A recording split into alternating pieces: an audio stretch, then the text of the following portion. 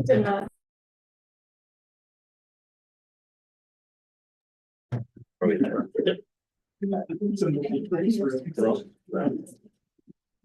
Calcutta, tell me about that here. Is Michelle on board?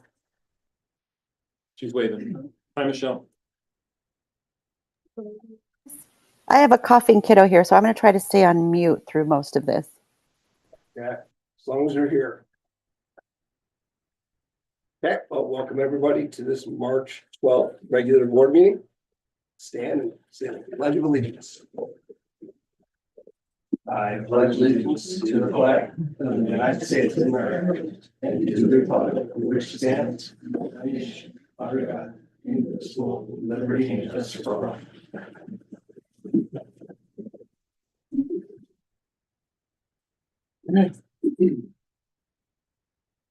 Well, thank you everybody for being here. It's like a fun packed house. Hi, Ms. Gill, how are you?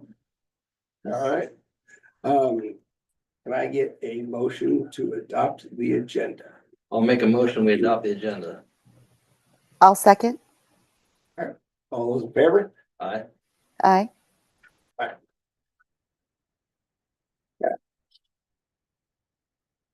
Can I get a motion to adopt the consent agenda? I'll make a motion, we adopt the consent agenda. I'll second. All those in favor? Aye. All right. All right, thank you so much.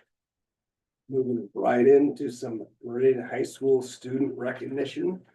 Mr. Sean Dobbing, all right. How's it going? Good.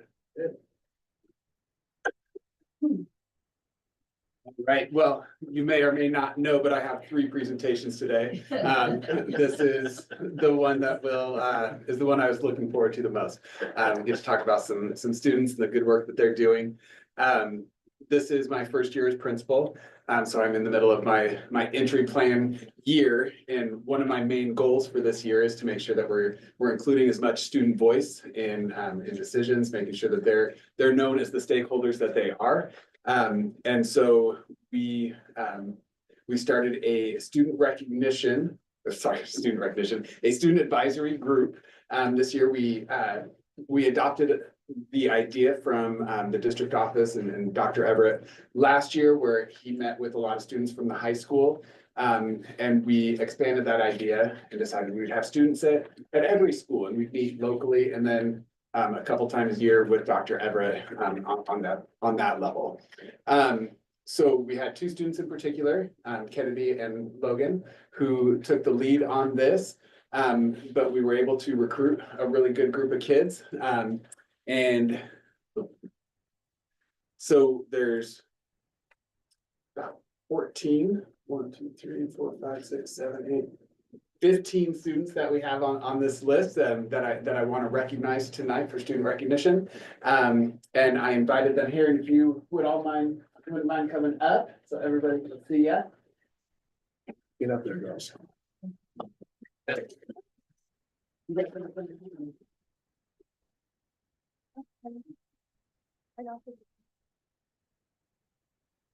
Now, I didn't want to put too much pressure on them, but I did give them the opportunity to just introduce themselves, and then give just a little bit of information about, why this work was important, what you're excited about, anything that's on your mind about it. So, you want to start here? My name is Gavin Diensa. Student advisory group's like a organization, kind of like a student-led organization that reinforces the core values of the school, like belonging, communication, learning. In a way, I have been able to advocate is I've been trying to advocate for the international committee, make sure that they are belonged, and make sure that communication is sent in translations in Punjabi language. Thank you. Sarah, do you want to say just a little bit about why it was important to you? So my name is Sarah Morales-Cruz. Really the reason why I joined the student advisory group or team, I guess you can say, was just to advocate for all the Hispanic students that don't have a voice and don't speak English. So it's kind of more or less kind of something really important to me, so they can have shared like in the school and be more involved and like, feel like they belong in the school. So that's really why I joined it. I'm Ian Garden. I'm a sophomore and I joined because same reasons. I just want to help give students a voice and help represent others who might feel like they can't speak up. Just be there for people. Hi everyone, my name is Victor Cuellar. I'm a sophomore.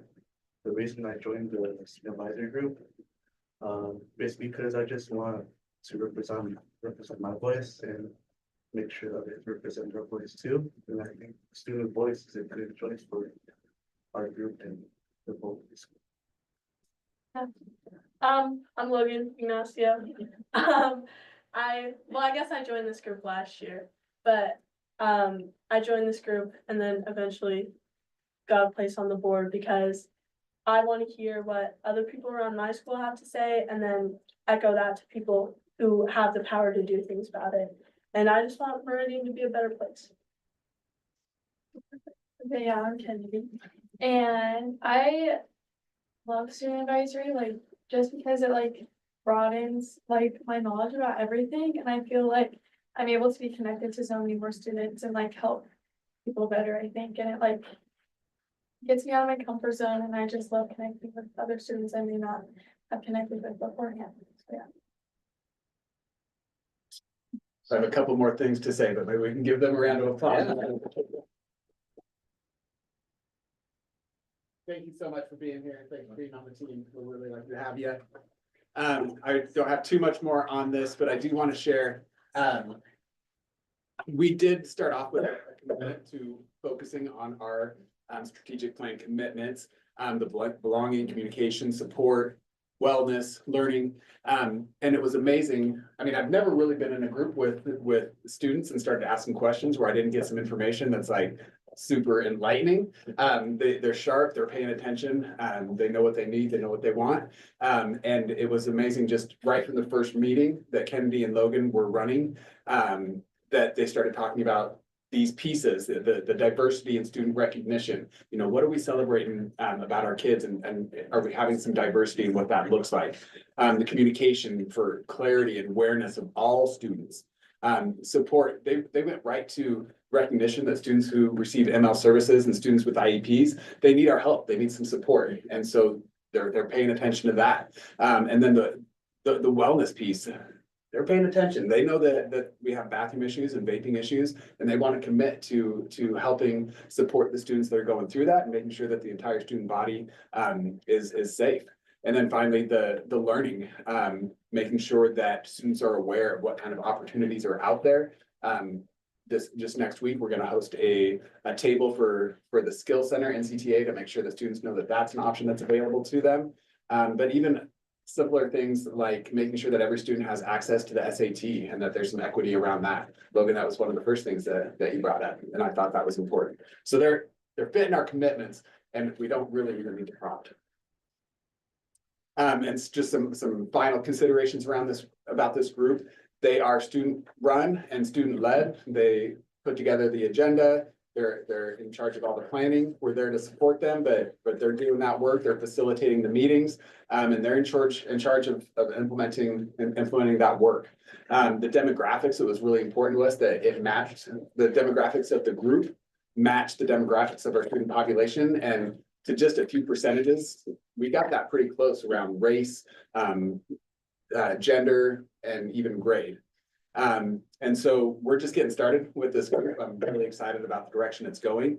So next steps, we're going to keep increasing the frequency of the meetings, and then make sure that we're getting nice expansion of their roles and responsibilities. So that's what I got for student recognition tonight, the student advisory group. Are there any questions for me or the students? They'd love to get back up here too if you got something. Well, I think it's great, and it's always every year when we have the graduation, we celebrate our students. I'm always just so impressed and how wonderful it is that we have such a diverse school district here at Meridian. You know, people think, oh, you're the far northwest corner of the United States, you know, that people don't realize that. But I forget one time we asked how many translators we had in our district, and I forget, what's it, 17 or something like that?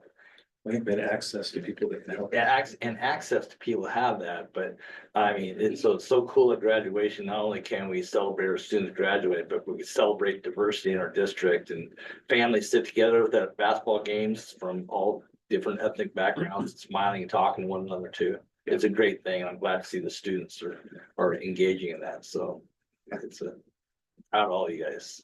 It's awesome. Ian, did your mom make you do this?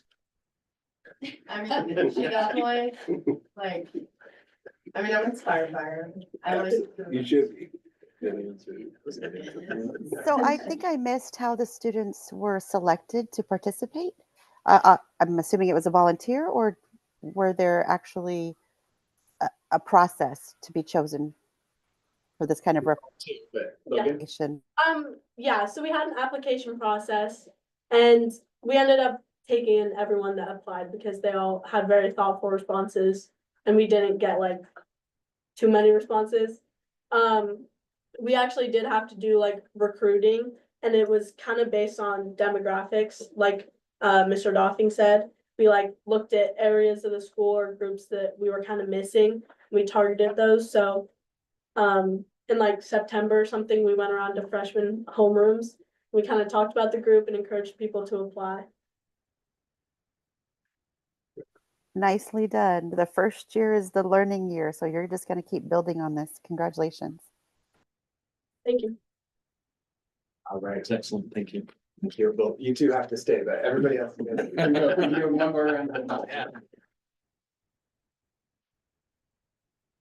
Can I stop us for a second? Sure. So because of the number of board directors, I need us to back up to the approval of the agenda and suggest a change in the agenda. Okay. We have a contract that is up for review and adoption, but we don't have enough board members to have that vote. So item 8B should be struck from the agenda, and I think you should do another vote on approving the agenda to ensure that down the road. We need to have, because Director Gray is going to abstain in that, we need to have a forum. Okay. I apologize, I forgot. So would I make the motion to strike item B? And then For ask this a meeting, second? for this meeting, sure. Okay, so let's see, so I make a motion that we strike item B from old business. 8B. I'm Yeah, sorry, Yeah, you're right. B from old business. old business. So in old business, section 8, item B, for the public works contract of the district telecom generator, I move to we strike it from the agenda and table it for another evening. All those in, You need a second? I will I'll second. You'll second? All right. Yep, all those in favor? Aye. Aye. Thank you. I just want to make sure the agenda is adjusted. Okay. Appreciate that.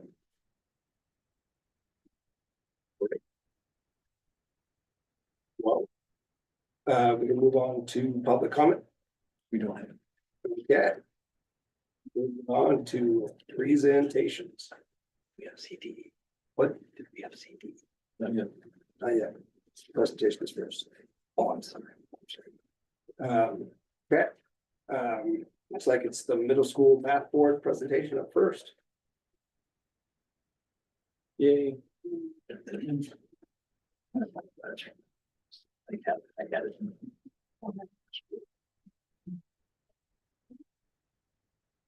The second grade teasing or? There's, Probably, I know it says middle school math, but probably let's go in order. Oh, What's that's going what here? it So, yeah, let's get IRE up here. So, IRE, please. Yes. All right, here Thank comes you. trouble. Thanks for being flexible.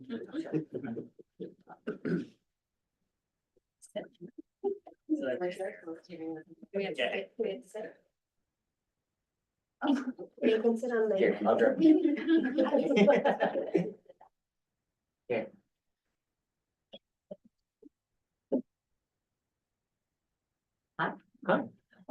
So we're here representing second grade team at Irene Rayther Elementary School. Our team consists of Jesse Bennett, Pam Carson, who wasn't able to be with us, Ariel Gu, Holly Lee, who wasn't able to be with us, Melissa Oscarson, myself, Carol Trower, and Jordan Wall.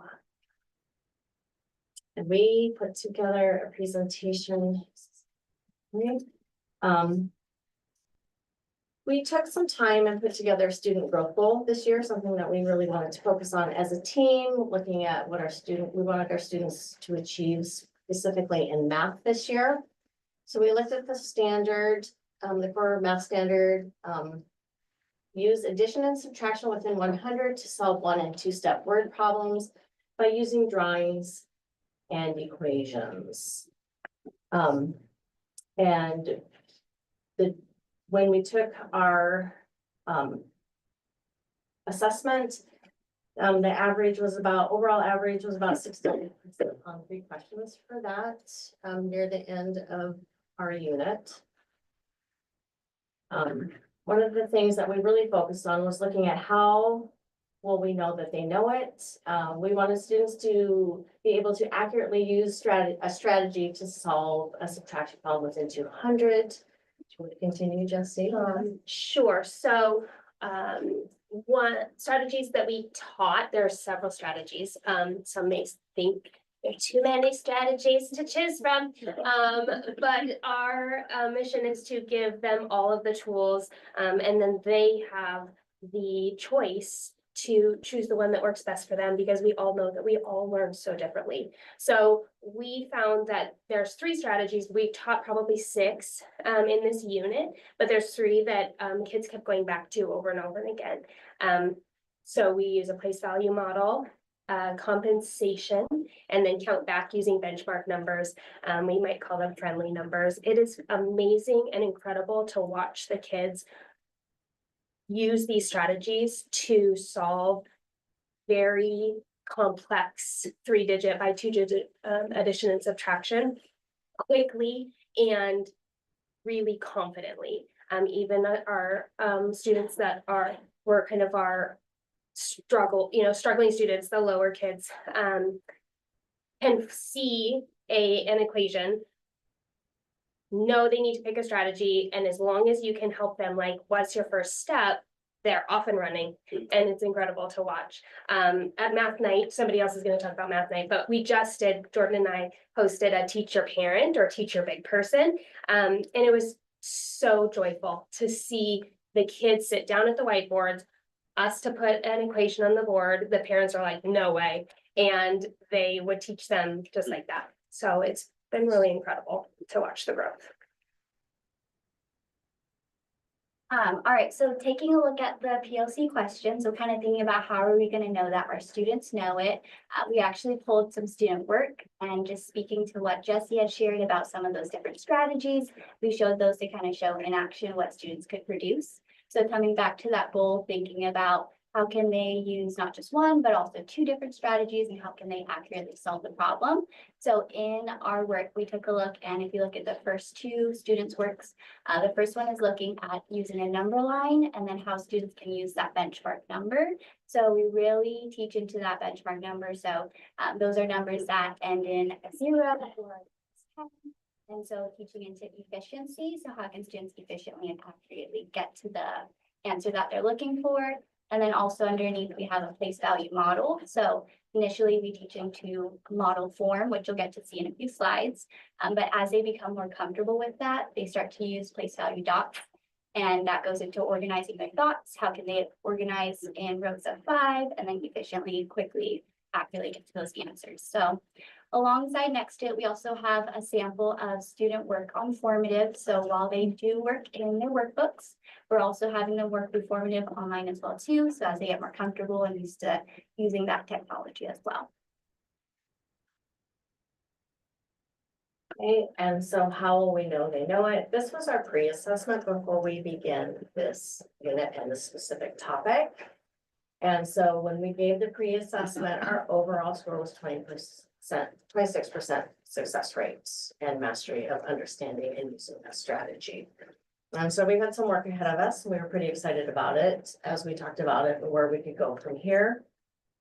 How will we know they know it? At the end, we had a 75% mastery of meeting this goal and being able to demonstrate two strategies efficiently to show mastery. And so we saw great growth. It was a really fun event. And then we just broke it down into a couple individual classes showing one class's average at 81%, and then our mean at 75%.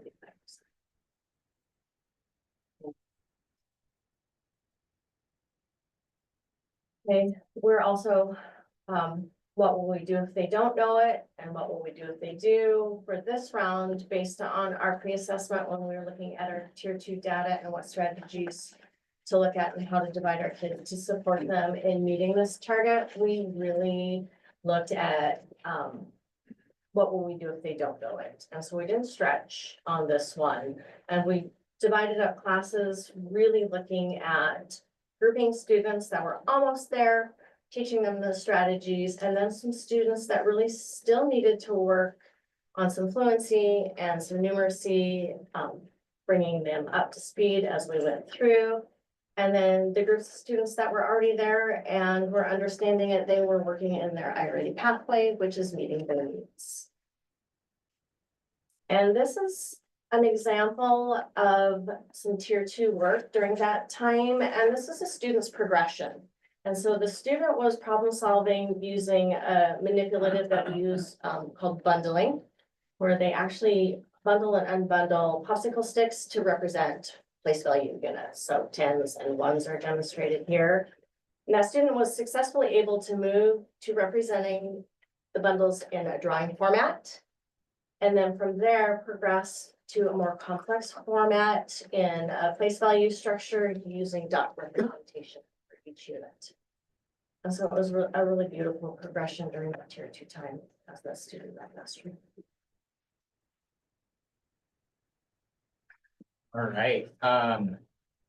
We also, know that we have a big emphasis on student voice and parental involvement. And so we facilitated student input and family input throughout the learning process through each module that we've worked on this year. One thing you'll see on the next slide is Eureka's curriculum family letters. And they're really like one of my favorite things that I've seen this year. We'll see it in just a moment. And that's been really helpful connecting with families. I'll tell you, if I had $1 for every time I've heard math has changed, I would have a lot of dollars. And math really hasn't changed, but the way we've thought about it and approached it is been refined. And so You're it's about to been- get a couple more dollars. So it's been really cool to see, and like Jesse brought up math night, and I had a student who was there with his mom, and just seeing him use that place value model, and she's like drawing her place value, and he's like, no, Mom, you got to put it in a 10 frame because that way we can, and just like seeing kids like talk to their parents like that and be able to explain these strategies is like, it's fascinating. So we can take a look at the next slide. This is an example of one of the family math student letters that we sent home. And so it has a nice, concise, and quick explanation of some of the strategies we've been using, and also some brief explanation for how to use them and extensions that families can use at home. And it's great because it's supported with different languages, and there's still connection between parents and teachers because they still have questions and like, I think I get this, but I think my student gets it a little bit better. And it's been a really nice way to connect with families this year as well. So.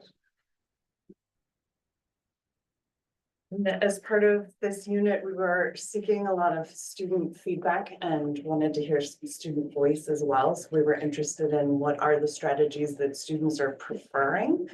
How are they feeling about math in general? So one new part of this curriculum is timed sprints.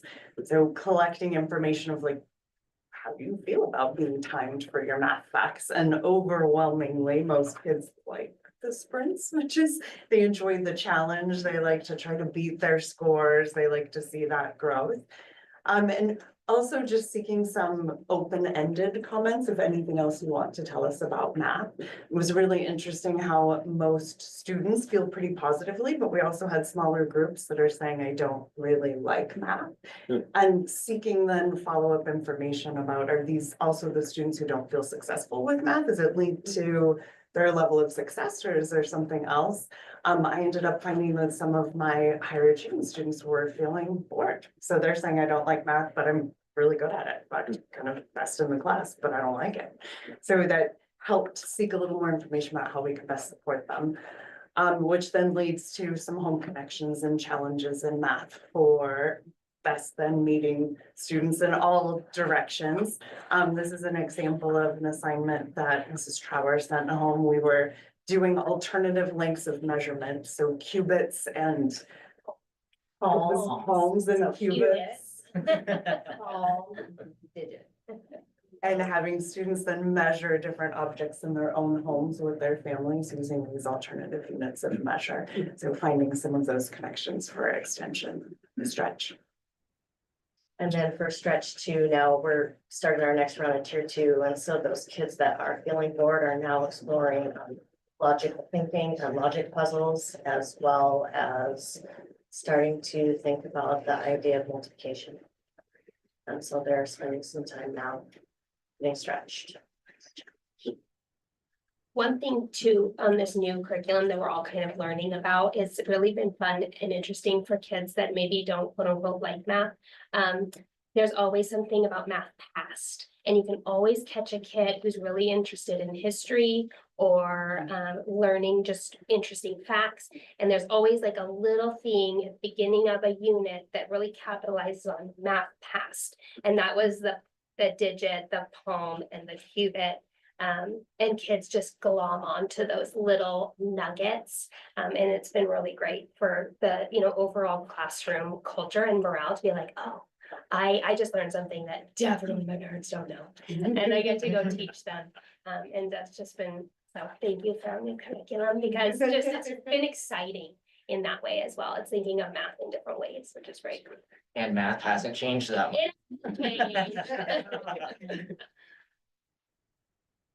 You definitely say as a dad of a second grader, she has come home and taught me some things. I'm like, I don't know what.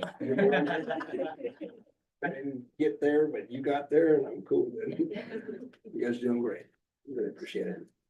Appreciate your enthusiasm. That's at math night and see the excitement. I did have a question. I noticed on your pie chart page that you had in one corner, it said 17 submissions. I just wanted to know a little bit more about that, where it says based on 17 student submissions.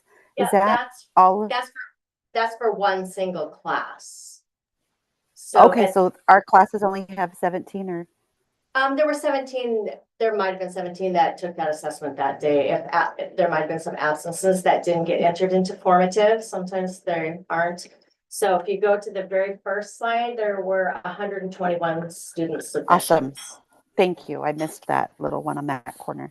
Absolutely. And it's so awesome to see that big jump when we look at overall state standards and where Washington State is lining up. It is refreshing to see what kind of impact you can make in just one teaching and training and the approach you're taking. So thank you for your efforts. So much.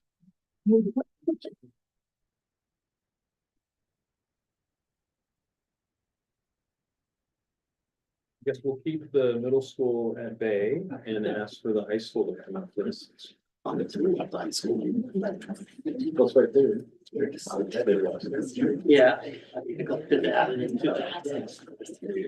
Oh, the middle school. Oh, so I just got it. So you'll do that. I'll do that. Thank you. Just Sorry- another, Sorry to throw you off. oh, yeah.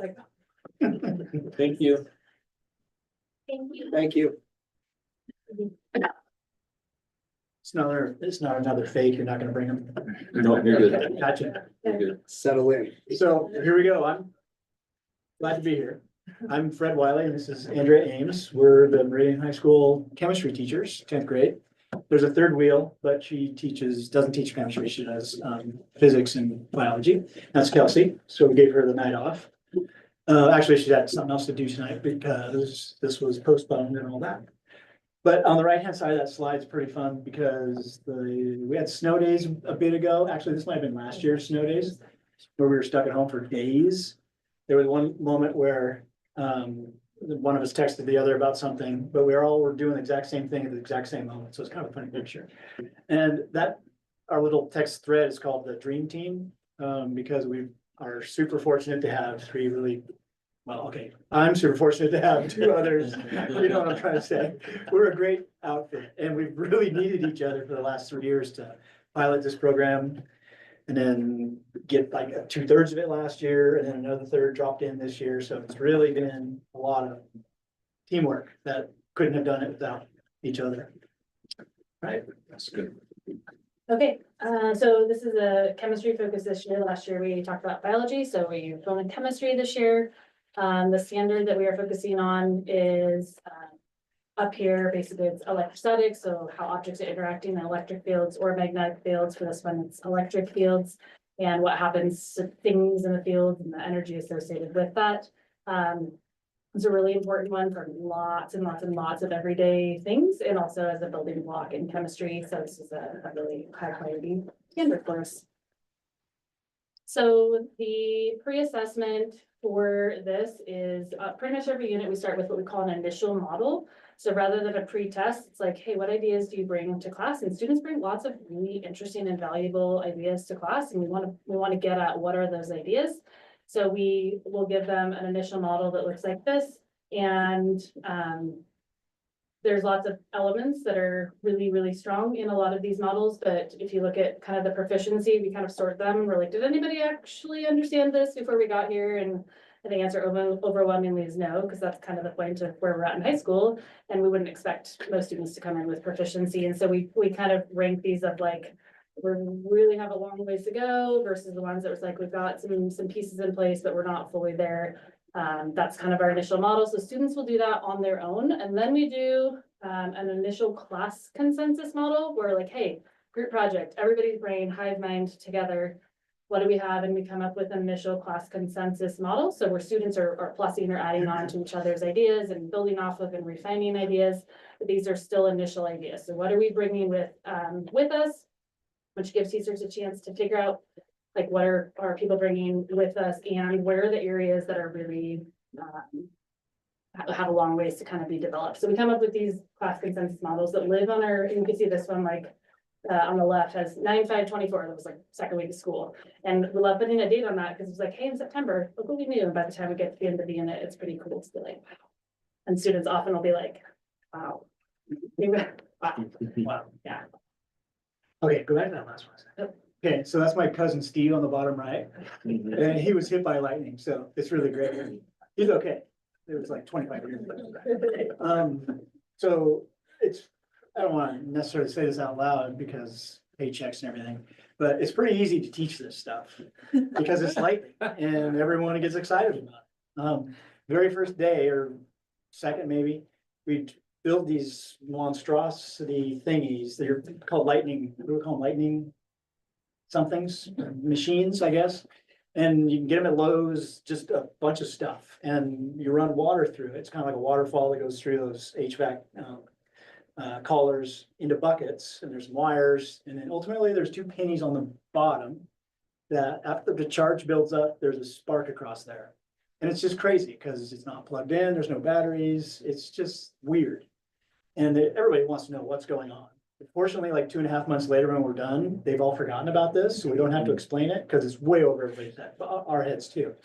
But in the process, we're trying to get them to kind of from the ground up. What is an electric charge? What does that have to do with atoms? So that brings us down to what are our electrons? How come some things like those pennies work really well in that machine, but other things don't? What is it about atoms? Some of them give electrons, some of them accept electrons. So we do that stuff that's really you can't see. Then we do a lot of stuff that they can see. And this is things that every person has done, rub your feet on the carpet and touch the doorknob. All those normal things all of a sudden become explainable through the stuff we can't see. So what are we talking? Oh, so they build just lots of physical models in addition to the kind that's invisible, the microscopic atomic ones. I think that's it. You know, oh, that's me again. Somewhere around the middle of the road of the 2 months or so of this discussion, we do a mid-unit assessment, and that's more traditional sort of school kind of thing, multiple choice questions, looking at data, maybe asking about the experiments we had done in class, and going from 0, you saw in that very first thing, to they're all hitting it out of the park. I know it's not a contest, but 100% from Ames and 96, that hurt a little bit. But it's great. I mean, those are unbelievable scores. But again, it's midway through, and that was testing kind of what have they seen and learned, nothing outside of a box quite yet. So not too, I mean, we expected that-ish. That me? Yeah. Okay, I'll take this one. Also, I wish we had before and after on the same screen. Probably should have done that. But these are the sort of after we've talked about lightning and what happens in a cloud, all about the molecules and electrons that are in a cloud, and the proximity of a cloud to the ground or to anything that's electrical. These models are 1,000 times better than the ones they did on the first week or so of school. Here they're concentrating, you can tell, on electrons and about, like I said, proximity, the process and the mechanics of what's happening inside a cloud. Whereas before they're mostly trying to figure out, you know, what's happening with a fish or a nice drawing of a tree. So it's night and day. It's really fun to see these second ones come in and go, oh my gosh. You don't see necessarily growth every moment, but wow, huge growth. And then there's that graph, or not graph, data table on the right. They moved from that red chunk all the way over, most of them, all the way over to the greens. If you want to know, it was 0% on all of those. Yeah. It's pretty good. It's pretty crazy. Yeah, even the ones that are just hanging in there are doing a great job. So again, this is kind of a mid-unit check-in. So in some cases, we also continue to work on group modeling. So the kind of collaborative nature of science where we're really pulling strengths from different folks. Maybe this person gets this and this person can contribute this, and how can we work together to create something better than any of us had on our own, building off of these individual models. So just a couple of examples of what it looks like in a group level progression here, which then leads us to the end of the unit. Yeah, and one great thing about this fairly new curriculum for us is that we sort of spend a lot of time showing them tools, showing them how to work with tools, how to build things, and at the end, we ask them to go build something completely different. And this is the big, weird, different thing. We know a lot about atoms and all the stuff to do with lightning. But we ask them at the end, how come when you're flying in an airplane and you get hit by lightning, everybody doesn't just like fry inside of an airplane? And they're not dropping out of the sky all over in Florida, where there's primarily most of our lightning. So they have to apply all that stuff to a new scenario.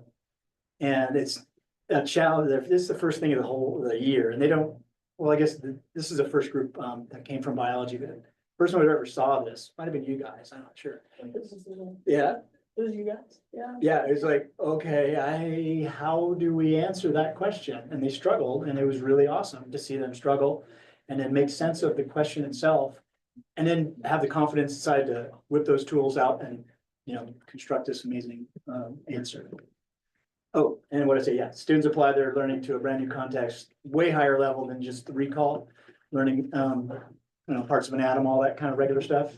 And it assesses kind of everything they've done in that whole matrix of time we've done stuff. Kind of the ultimate flex, right? Of like, hey, we did all these things in class, and then can you actually take it and apply it to something new, which is what we really want in school ultimately, right? Not just can we regurgitate a bunch of things, but can we use that? So here's some examples of kind of the you saw the question there. So some student responses. These are 4 different student responses where they had to both create a model and explain what's happening in the model. These are all good examples, and even that first run through, so hitting, 2/3 of students on that first attempt. First, like going from basically nobody knows anything about lightning to first assessment, 2/3 of them are like nailing it. It's pretty encouraging and exciting, and obviously you can see and hear different students have communicated what they know in different ways, but that we're accessing multiple ways to show what they know. Which leads us to then, so what do we do? So if a student is not at standard, so the kind of standard things we have, we use our T3 tutorial time to support students, and in a lot of cases, it is as simple as just reassessing, like checking in, and like some of these, like all three of these are all different students. But those are all people that when you look at the big picture of student, like that student was considered not meeting standard on the data table, but actually probably knows more. That student on the left just didn't do half of the model. So it didn't earn a point. It's like, oh, I just check in and be like, hey, can you tell me what would happen in this? And so we're continuing to say, there's often knowledge that just didn't show up on that first look. Informative, sometimes it's gonna look like reteaching. And kind of a cool story actually that I wanted to end with for this is like, what happens if they do know it? And I had a student 2 years ago, and I can't remember who, I feel like it was Kenny, somebody in your grade. But it was out coaching track, and it was, lightning, it was in the spring. And we were talking about it, and came back the next day, and it was somebody who was on the golf team, and she was like, oh, we were at golf, and there was lightning, and like everybody was freaking out because we saw a plane flying by, and they were like, oh my gosh, everybody's gonna crash. She's like, guys, it's fine. The lightning is just gonna run from the front of the plane to the back of the plane, and it's gonna cause it's insulated inside, whatever, it's gonna go to the ground, and it's gonna be fine. They're gonna be fine. And I was just like, that's such a cool, what do you actually do with the knowledge, right? You should then share that in places that it feels relevant in your life when that pops up, which is such a kind of a cool little heartwarming story of she went to golf practice and she actually used her chemistry vision. So thank you, student. That's what we got. Yeah, thank you. Nice. Very cool. Thank you. Cool presentation. Yeah. I wanna know, what is this? Owl. It's an owl? Okay. It's a different imagery. When you speak, it rotates, and it's what's actually broadcasting our meeting online. And is there a camera in the top? There's a So camera. when you speak, it focuses on you. Whoa, Dr. Everett does, and then it's kind of a surround sound type of thing. that's It's awesome. funny they call them out, because if you leave it on, it'll remind you like, who? Oh, right. That's awesome. Excellent. Okay, Thank you. Thank you so much.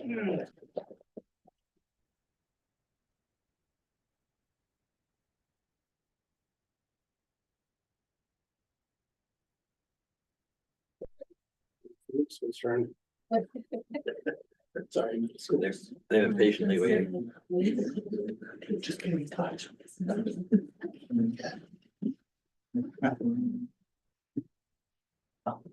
There's those, a lot of things that you do learn. It was someplace that PSC came to the school, safety on down electrical wires to the kids.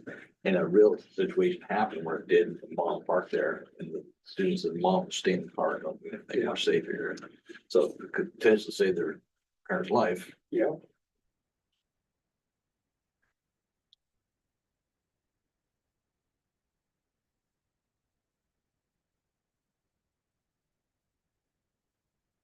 All right. So this is our team. DJ Fellers teaches 7th grade. Megan and Summer both teach 7th grade. I teach 8th grade. And then Christula is our special education math teacher. So some of us couldn't make it tonight, but 3 out of 5, so pretty good. All right, so what do we want students to know? So at the beginning of our year, this year, we kind of got together and we wanted to find a way that we could really kind of streamline our win, which is our intervention time. Because we don't get to have a lot of collaboration because we're teaching different things. And so we're like, what's kind of something that's going to stream through all of the grades? And so one thing that really stuck out to us was this focus on ratios and proportional reasoning, which kind of flows right into linear relationships as well. So we kind of had that be like those are our focus standards for the year. And to help us understand how we're going to know what students know, we really kind of dove into those standards because we knew all students weren't ready to kind of start right at grade level.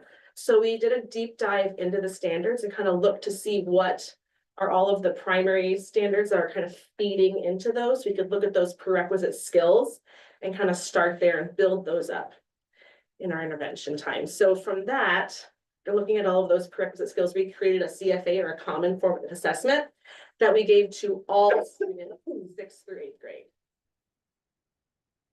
And so this is kind of outlining those standards that we were assessing them on. So we started way back in 3rd grade up to the 8th grade standards.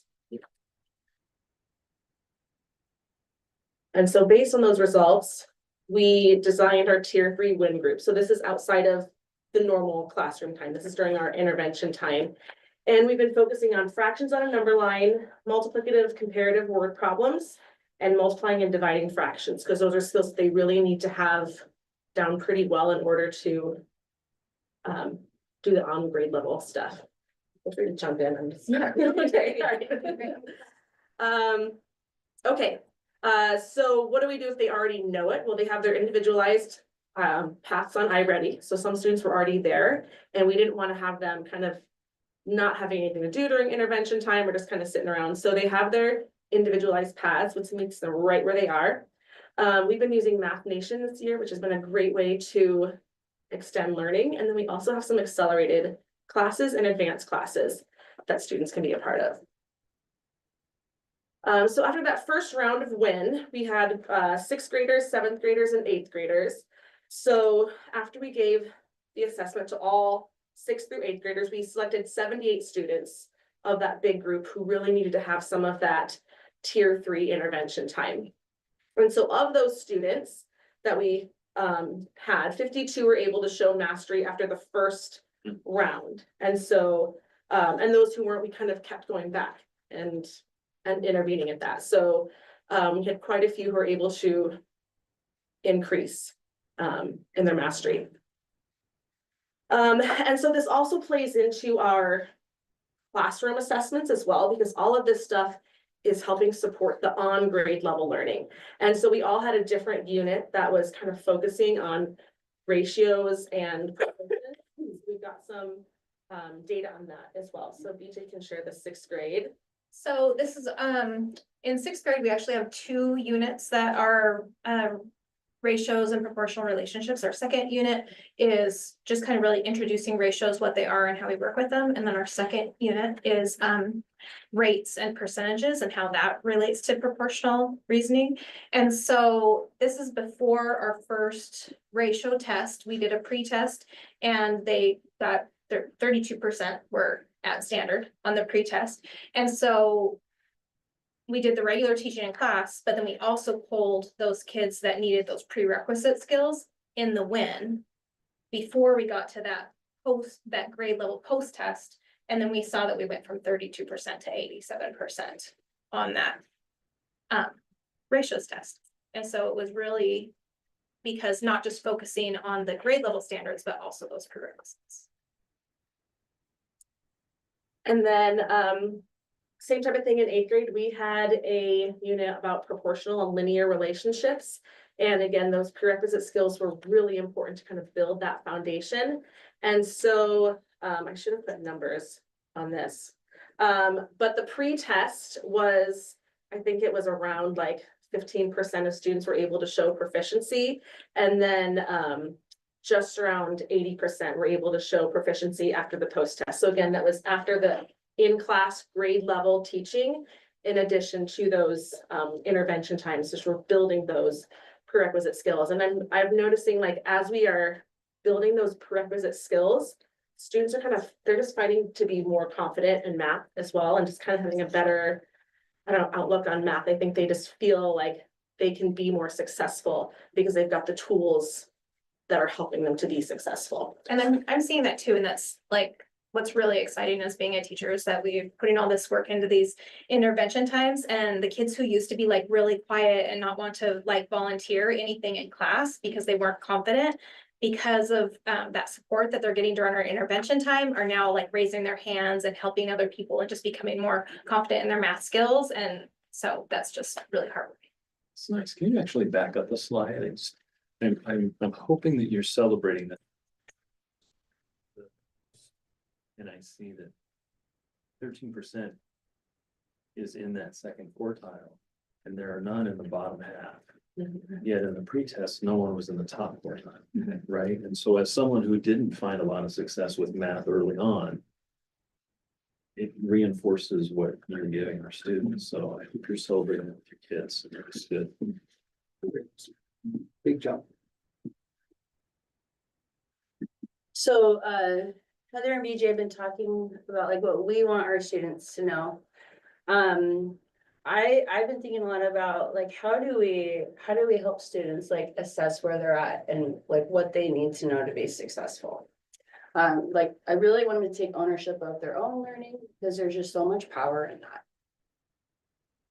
And so this is a program that I'm piloting this year. And this is from our proportional relationships unit. And on the left here, these are all of the learning objectives, and proportional relationships are like one of our key standards for the year. And so there are a lot of objectives for this unit. And there's tasks that are differentiated by level. So with each objective, students get to think about like where they're at with those types of problems. Like a mild would be like your entry level problem. A medium, is gonna be a little bit more challenging, and then spicy problems are for students that are really ready for that next step and they want an extra level of challenge. And so it's been really cool to see them really identifying like where they are at and practicing at that level, and then also knowing exactly what they need to do to extend their learning and move up to the next step. So something that's not on here is I give them at the beginning of the unit all of these objectives with very specific information about what it means to master that at a mild level. So like for using a table to calculate unknown quantities, a mild level would be like whole numbers. A medium level is going to have fractions and decimals in it. And then a spicy, highest is medium. So then constant of proportionality, the spicy ones, they're going to be trying to figure out what you're multiplying by if you have fractions and decimals, which, as we've said, that is the area that our students need to work on. And so this is one student's progress tracker, and we check these all the time, like 2 to 3 times a week, if not more. They'll check them on their own, even when it's not part of the plan for the day. And so how they know, oops, I keep messing with it, just not touch it. How they know what they know is like if you think about like when you first learn something and you don't know anything about, you're gonna start kind of with your basic problems, right? And then you're gonna slowly progress. And that's what you see here. So like for this one, they first needed help in order to be successful with it, but then they were able to master it. And this is based on research. And so the research shows that if you're able to like master a problem on one day, then on a separate day, come back and master that same type of problem, that you really have shown mastery over the objective. And so this student was able to do it. And then I have this other student here. So they kind of progressed through the levels. So they mastered the mild, then they mastered their mediums, and then they're able to master spicy. So what's nice about students is students can kind of jump around on here. So if they already have those foundational math skills, or if they're coming into the unit already knowing stuff, like they don't need to work on the mild problems, which can be boring if you know how to do them already. Like they can jump right to those really challenging problems and spend their energy, really trying to stretch their learning.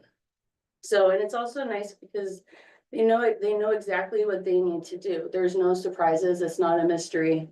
Beginning of the unit, they know exactly what needs to be done for them to be successful. And then here's another one. So this student, you can see like they struggle a little bit more. Like here, they first got it incorrect, then they got a mild one, and then something clicked, and they're suddenly, showing mastery. So, and we just spend a lot of time like, going over what this means, how to use it. And so at the end of the first unit, when we used it, they were very comfortable with it. And that's all. Any questions? Wow. I really appreciate your diligence in diving into the standards for your intervention and being focused on your approach. It looks like with those 78 students needing it, and the outcomes were wonderful.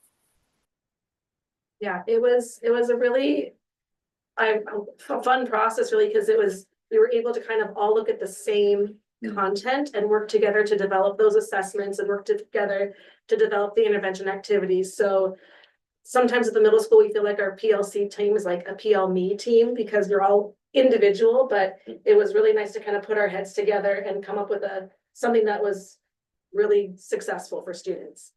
The standard. Yes, yeah. It's good. It's awesome. This is a very great presentation. It was Thank you. easy to read, follow along, stuff like that. I remember this. As again, the older I get, I can't see as well. Yeah. But no, very well put together. Thank you. Thanks. Thank you so much. Well done. Great, thank you.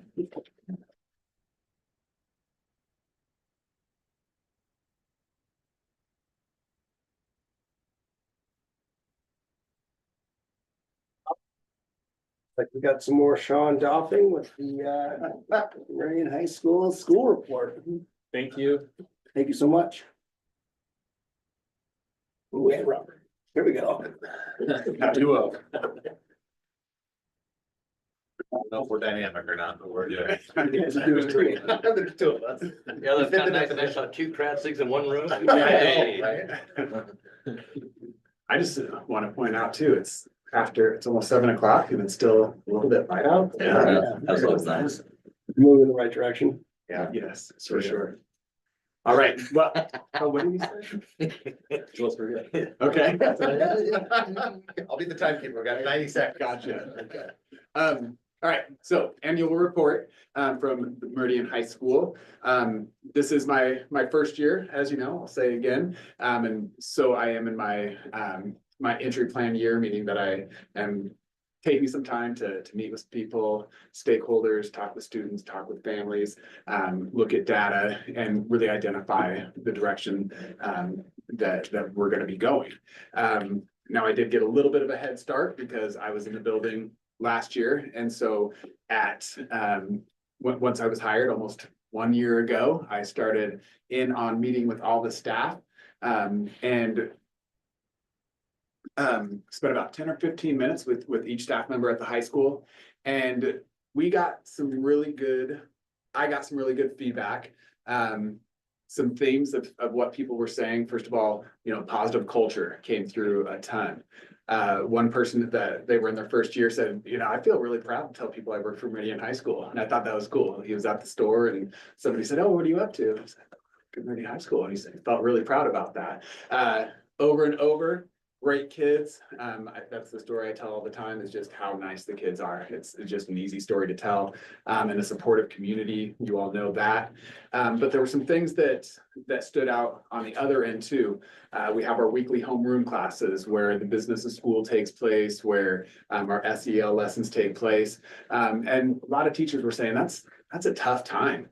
T3, our intervention time throughout the day, great, good for kids, but it's chaotic. Our kids where they need to be. Cell phones, a problem that came up a lot. It was a common theme. And then that idea that we need to ensure that student voices are heard, that came out with the staff too. That wasn't just my bright idea. So yeah. So taking that, I established some big rocks and things that we were going to tackle right away. So we have that homeroom issue, T3, cleaning that up, cell phones, what can we start working on that, and then the student advisory and that student voice. My teacher used to take my cell phone and throw it, so you could try that. Yeah, get that down, okay. Thanks, Steve. Please don't do that. Yeah. Okay.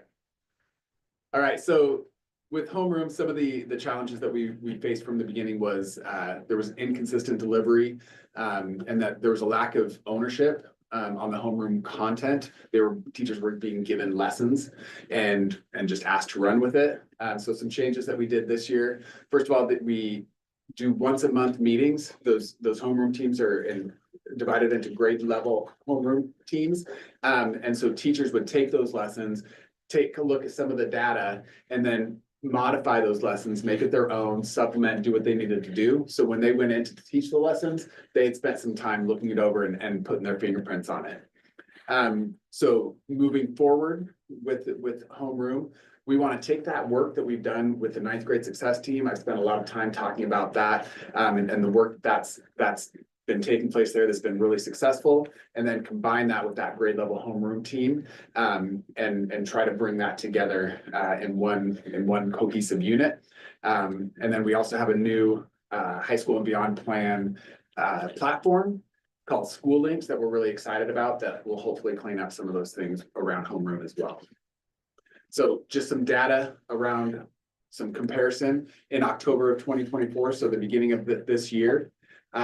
This was DESA data, so this is student completed, and it breaks up some of these characteristics into either a strength, typical, meaning average, they're comfortable with it, or it's a need. And so from October 24th to October 25th, some of these metrics, that need category that you see in the red dropped. So around self-awareness, self-management, social awareness, relationship skills, goal direction, and then the personal responsibility and decision-making, the need in that area all dropped from October 24th to March 25th. So we see that as All right, so T3, and the fascinating thing, so obviously Sean said that he's new to his role as well, but I'm new to the high school as well. And so when we were coming in, we're meeting, talking about our goals for this year, there were some things that we knew we needed to make change of, but I had never actually seen them in place before, or what the old systems were like. So there was a little bit of learning and trying to dive into what about some of these things that we needed to make some moves on were the pieces that we needed to adjust and work through. So with T3, Trojan tutorial time, one of the things that we heard a lot, or that came through when Sean was meeting with folks, was kids are kind of all over the place. And some kids are really taking advantage of this time and they're using it and they're going where they need to go. But there was a significant amount of time spent on just kind of herding kids into places to make sure that they were in a place where they could be supervised at the bare minimum. That wasn't really the goal of this when this was established decade ago. The idea being that we should give time in the school day for kids to get the help that they need. And that wasn't always happening when we're spending time just putting kids in places. Teachers had to, if they wanted to request a student to come to one of their sessions, they had to hand write those notes. They had to deliver those notes. And the kids maybe came, maybe didn't come. And then that was a follow-up piece for the administrators as well to make sure that those things were being followed up on and kids were actually going where they needed to go. So we knew that we needed to make a system where kids were more accountable to go to the places they need to go. So what we designed was a system where students are signing up every week, every Monday in their homeroom classes, preemptively for where it is that they're going to go each day during T3 on Tuesday, Wednesdays, and Thursdays. The system is pretty automated. It emails students out Monday evening with their assignments for the week based on what they have selected, or if teachers have selected them to join their sessions based on the need, as like the science teachers were talking about going back and working with kids. Every kid has an assigned place every single day. Attendance is taken. It lets us know. Yeah. Do the parents get that email as well? They don't. No, it just goes to the student's email. But what has been great about that is when kids don't show up to where they're supposed to go, and this was especially prevalent at the beginning of the year, we'd say, did you check your email? And there was a real habit of they didn't check their emails. And so many times, especially with our freshmen and sophomores that I was working with, to be able to say like, have you checked your email? It's in there, and let's open it up and let's look, and building that responsibility to make sure that they're headed to the place that they have signed up to go, or where teachers have requested them Is there to a be. way to get it to the parents too? I mean, I know it's not that easy, but Yeah, it's all built through Google Sheets, so I'm sure we could do it. it would just be an extra, a layer, but yeah, that's I mean, something I had not considered. I probably would not check my email too. Yeah, yeah. Well, you're gonna see in a minute, they didn't get away with that for very long. We'll show you the data on how how their attendance has been throughout the time, but just this idea that everybody's accountable and that we're keeping track of where kids are supposed to be and making sure that they are actually going to get the help. I guess maybe if there were like a few times where they didn't show up, then it would have notified parents. Yeah, I mean, yeah. I So like it. Can I make it happen? with all of our kids that don't need intervention of some sort, I mean, that's kind of where that's been my experience as a parent. Yeah. Is there a plan to do something with that extra time, other So than kids, be in a yep, generalized area? kids use it for a variety of different purposes. And sometimes we're talking intervention, we're talking about teachers selecting kids to go in and do work in a particular subject. There's also like student choice, and sometimes students are in need of additional assistance from a teacher that they want to be able to go stop in and see them and get a question answered. We have some instances where like sports meetings have happened during this. So there is some other flexibility. We also have our libraries open. For kids who are not assigned, the gym is open. There's a PE teacher runs some activities in there to get some additional movement. So we've got different ways that kids can utilize this time if they're not being selected for intervention from a particular teacher. Part of the work that we want to continue to do is continue working with the teachers to utilize that T3 in an appropriate way to make sure that it is tied directly to our standards as we're going through these PLC presentations and we're looking at what teachers are having kids work on. Are we really intervening on those standards? And question number 4, when kids do know it, there's extension opportunities that could be taking place too. So one of the things that we did as we were rolling this out was we surveyed staff constantly. I think they were probably over it by the end of the 4 weeks. We sent them a survey every week. How's it going? What are we doing? What do we need to adjust?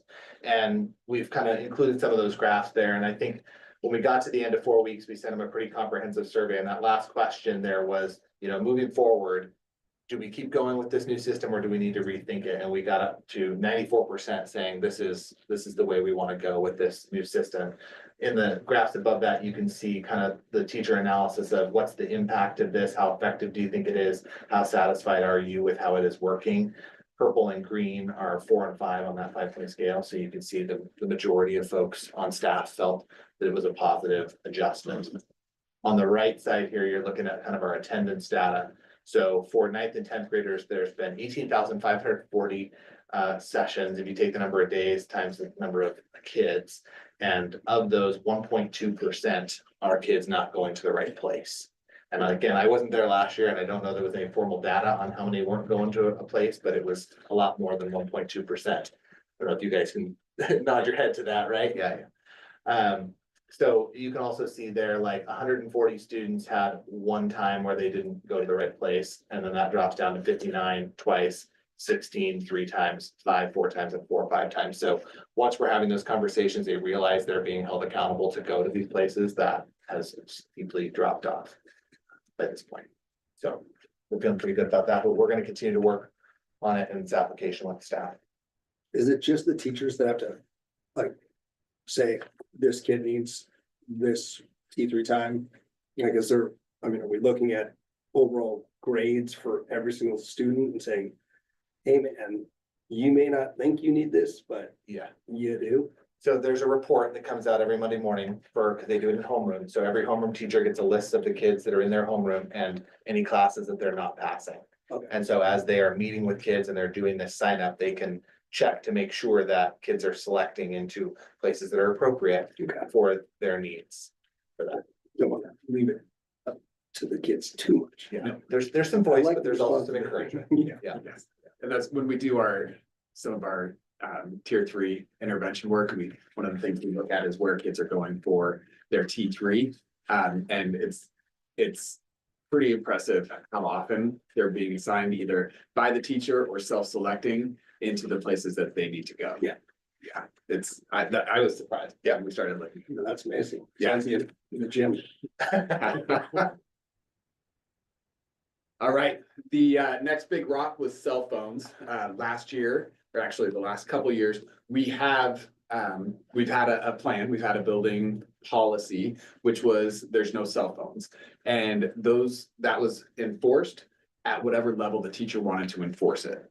And so for some teachers, that was a lot, and some teachers, it was not very much. And so it was really inconsistent, not just for me as the administrator that was walking around, but it was really inconsistent for the students as they go and navigate through 6 different classes. And I know that the kids could figure it out, but I think it was exhausting to figure it out. They had to go and try to figure out, okay, this teacher, they don't allow it, this teacher, they do. And again, they figured it out, but I want them thinking about the content. I want to think about them to think about what they're going to be learning.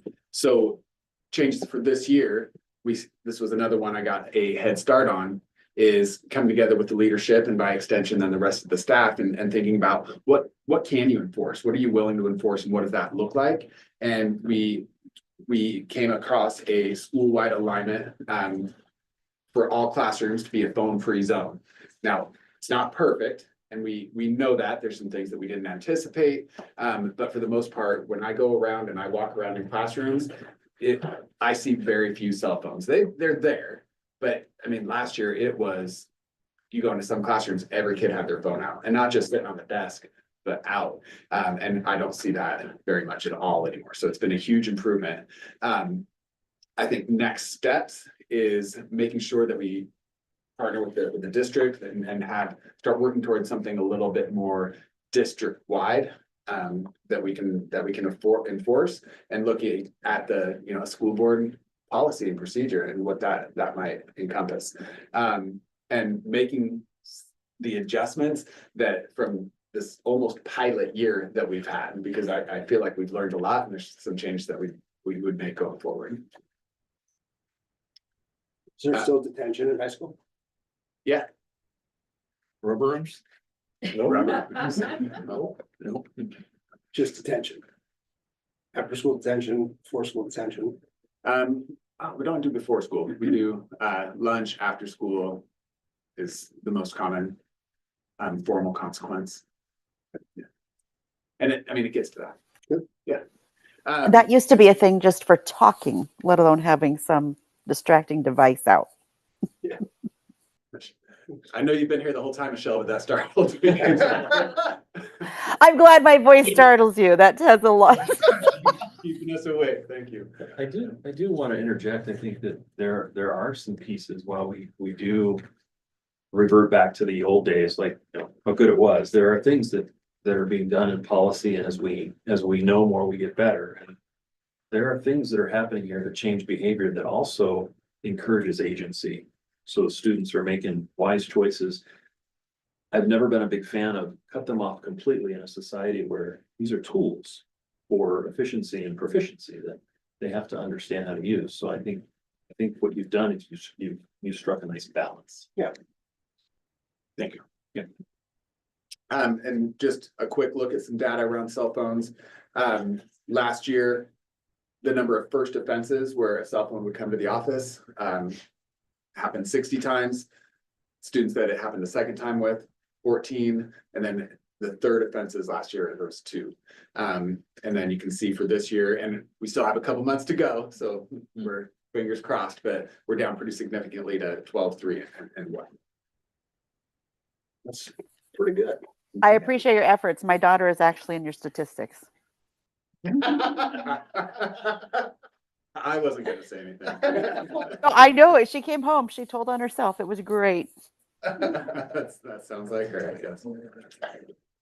All right, so our last of our 4 big rocks for the year, and you already heard about this in the earlier presentation, but just our student advisory council, and just this concept that we want to create a formal avenue for students to be able to have some input on what's going around. And I think what is fascinating, and Sean referenced it, but I think we left that first meeting that we had back in the fall, and the things that they had brought up were literally the things that we talk about as we meet, right? And it was so good to hear that the student alignment piece and get their input on these things that are top of mind for us as well. So we already kind of talked about increasing the frequency of these meetings, expanding kind of what they're doing and their role for our school.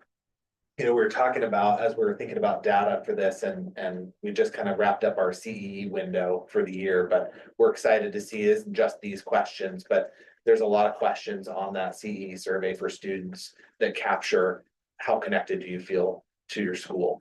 And I think a lot of the work of our student advisory is trying to build that connection in a lot of different ways, right? Through support, through communication, but just overall, how are kids identifying as part of our Meridian community? So we're excited to see what impact Logan and Kennedy's work and all of our work on student advisory has had this year. Super excited. Yeah, like we had a similar thing last year, and these scores, like it seems like kids are feeling much more comfortable and feel more welcome and so, I mean, from this than last year. That's definitely the trend. Yeah, that was awesome. Yeah. So I think I've referenced my entry plan a couple of times, and I'm really excited to parse through some more. There's data that we're getting, the CE data that's coming out, and looking at, there's a lot to look at. There's a lot of people to talk to. I'm looking forward to coming up with a really authentic school improvement plan going into next year, working with the stakeholders, breaking it up into 5 different phases. Phase 1 is the planning, where the stakeholders who need to be engaged in this process. Phase 2, collecting and organizing all that data that we have. What are the data sources and what data sources are available? Can they match what we need to know? Phase 3 is interpreting the information and doing a data review of what's it telling us. And then determine the priorities based on that. What are our needs? What are our strengths? And then finally, that 5th phase is really putting together a solid plan. How are we connecting the data and implementing it going into the next school year? If I could.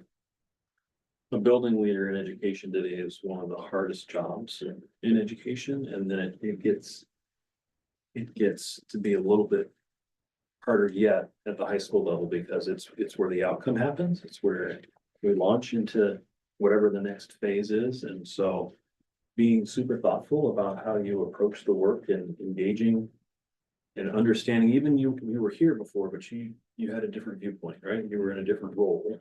And so I just want to commend the 2 of you for the way you've approached challenges and look for ways to find wins. It's been really good. Yeah, thank you. I have to say there's been a lot of support, so that's been really helpful. Thank you. I have to say, as the parent of a high schooler, and I'm in that building a lot, for you to identify T3 and the phone and the culture and the belonging, you nailed it. And it's been so great to see, especially with T3. I was always questioning for a student like mine. She goes and does her homework and she's caught up in everything. But even that extra time that's built into the school day helps so much with her extracurricular activities. And again, both of you have just knocked it out of the park. It's awesome. I am curious about your 2025-26 for your 5 phases. And as a parent, I'd love to know when or how that would be communicated to the community or to the board, what that's going to look like, or if that's part of the plan at all. Yeah, as far as communicating what that plan will look like. Correct. What the improvement plan would look like. What are your improvement goals for 2025, 2026? Yeah, so my timeline is to have that done by the end of this school year. And I don't know what my venue is for sharing. It will be available. I don't know if that's the You'll do formal it in presentation. several ways. Okay. Okay. What they are yet, we don't know. Yeah. So yeah, that's the timeline is there. I guess the exact how is a little bit to be determined, but you'll hear more about that, Michelle. No, that's great. And that's just what I was wondering, like, will this be actually communicated out into the community, which would be fantastic. Yes. Yeah. Nice. Very cool. Thank you so much. But we're not done with Sean. I was like, but wait, All right, moving on to the CTE program report. Yeah, get a sip. All right. I won't abandon That's so nice. I think I left Derek last year. So thank you. You definitely did. Yeah. All right, CTE program update. So just by the numbers. In our 3 areas in CTE, agriculture, we have 474 students participating in 12 different course offerings. Our FCS, our Family and Consumer Science, we're at 142 in 3 different course offerings. And then in business and tech, 153 students participating in 4 different course offerings. Now there is some overlap. There's students do engage in multiple of these throughout the year on our schedule. Staffing. Agriculture, we're at a 2.0. We have Mr. Feller. And then the other 1.0 has been spread out a little bit. Maria Nichols left in November on maternity leave, and she was replaced by Miss Caitlin Olson. But she is then also going on maternity leave at the end of this month, end of April. So we're working on finding her replacement. So that's been great getting to know a lot of different people in that capacity. And then for our FCS, our Family Consumer Science, we're Tammy Scott. She's a 1.0 FTE employee, but 0.7 of that is the FCS. The other is dedicated to health. And then in business and technology, we're still rolling with Mr. Justin McGrew at a 0.6.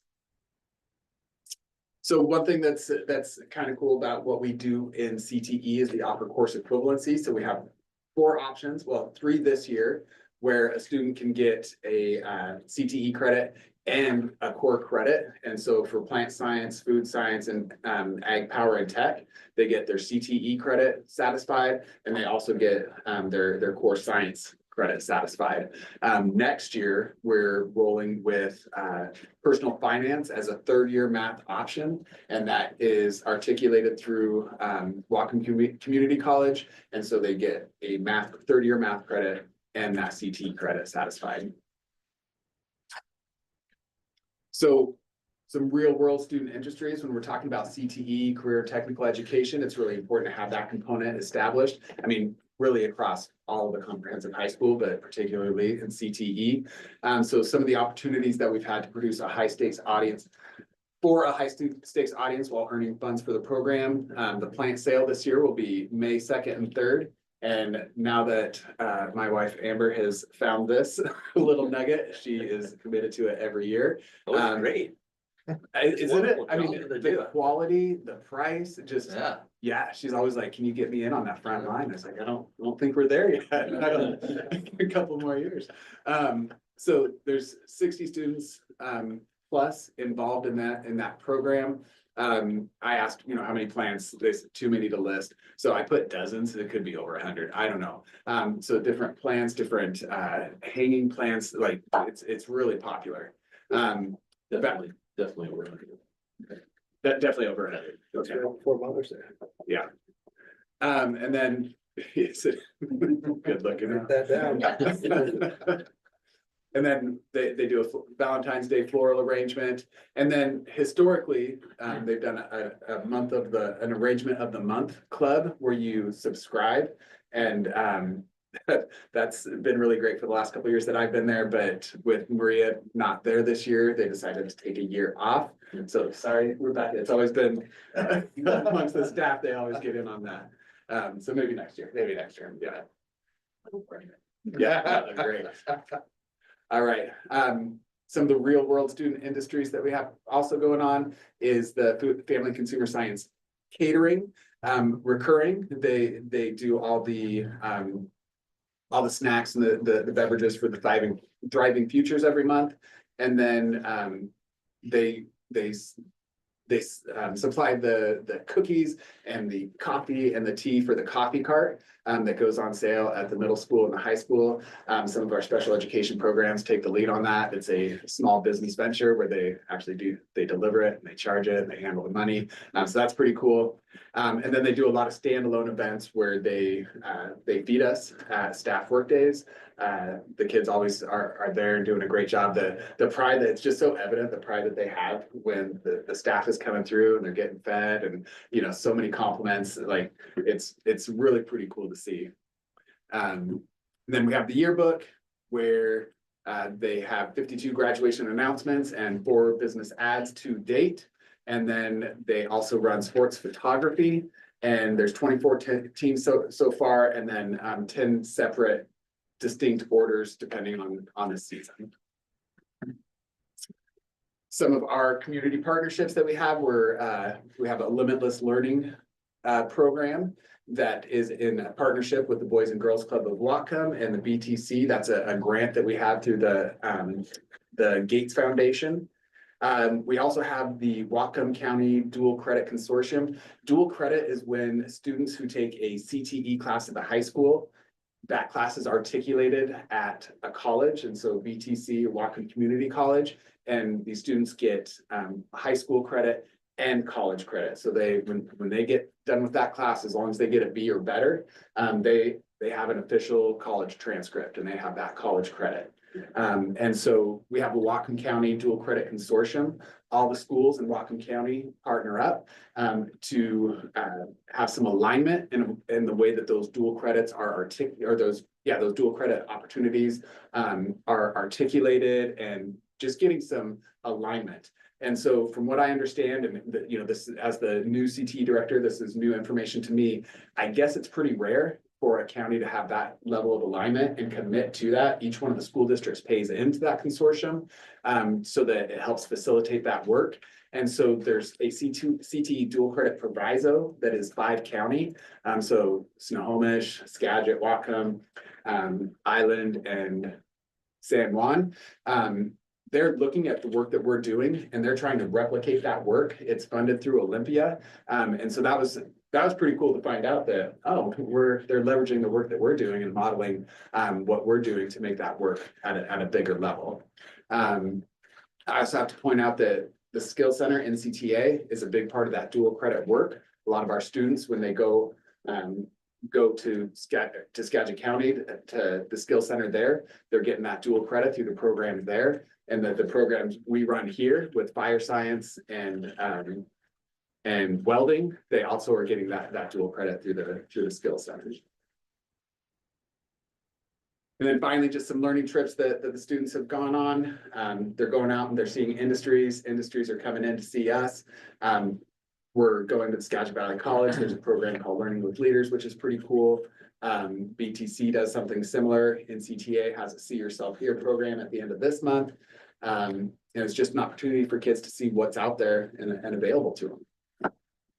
Does BTC still do that program called the Road Less Graveled? It was a specific design for like women who are leaving school that might want to enter into other industries, passives, welding and stuff like that. I know they used to do it, and specifically for the girls of the community would go. It was called the Road Less Graveled. I haven't heard that one. Yeah. I do know that they're always running programming like that. And I can't remember the name of what Whatcom Community College did this year, but it was focused on the trades, construction for young women, middle school and high school. And then they had this one I do remember was called Guys and Guts. And it was focused, it was for young boys, high school and middle school around healthcare industry. Yeah, so those things are out there. We're trying to get kids out to. I mean, women are some of the best welders, especially some of the finesse work. And you see it do. They do phenomenal work, and there's just not a lot of them. It's a high paying job. We can ask. Yeah, we'll see if I can find. Yeah. Sean, could you go back to that previous slide? This one? Yes. Tell me about limitless learning. Okay, Limitless Learning is a partnership between Meridian School District, Bellingham Technical College, and the Boys and Girls Club. And so the idea is to take a look at what students are doing at the high school, actually middle school and high school, and try to create a continuum between what students are doing, starting early on, and build that continuum from middle school to high school, and then to the post-secondary, and then into a career and a successful career. And it's amazing those gaps that exist in that work. And so limitless learning is built to try to close those gaps and to bridge those gaps. A big focus that we have starting out is the high school and beyond plan. A lot of our energies are going into that. And so we're partnering the middle school. Ms. Hammock from the middle school is a part of that work too, to make sure that the high school and beyond plan isn't just a check the box, but it's actually guiding what students are doing. They're thinking about what kind of career they want to have, and then how their schedule, what classes they're taking, what kind of volunteer opportunities they're engaging in, even their part-time jobs. Is that all lining up so that continuum from middle school to a successful career is happening? Okay, so this is more of an advisory situation and students aren't actually getting services out of that, hands-on services, or are they? I mean, I think probably the direct service is the support around the support with the high school and beyond plan. Okay. The grant portion of it has gone to fund a 0.5 employee who is really starting to dig her teeth into what this what the high school and beyond plan. It's a new platform this year, and so we're learning about that and how we're going to maximize that. Okay. If I Just can, looking at. Oh, just real quick, this is the grant we received last year. That's a 4-year. And so we're in year 2, and that progression of how do we, just as Sean said, how do we help students so that when they work towards post-secondary, they know where they want to go and where their interests are, and maybe even have some credentials along the way. No, I think it's great. And I hope we have opportunities to keep more students on campus. Dollars leave, over to different entities when students are off campus. So anything that supports students staying on campus or additional college in the classroom, I'm all for that.